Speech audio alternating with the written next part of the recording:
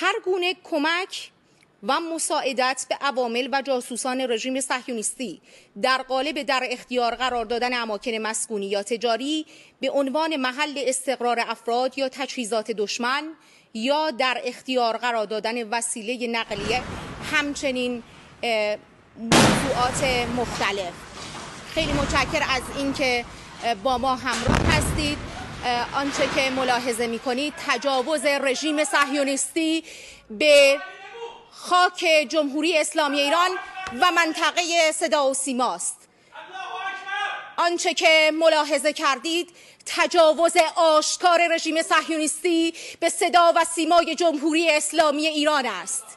معاونت سیاسی صدا و سیمای جمهوری اسلامی ایران هدف حمله متجاوز قرار گرفت. الله اکبر، الله اکبر، الله اکبر. مردم شریف ایران آگاه باشید.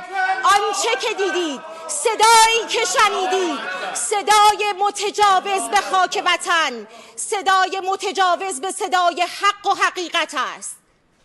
آنچه که ملاحظه کردید، صدایی که شنیدید، فضای غبارآلود استادیوم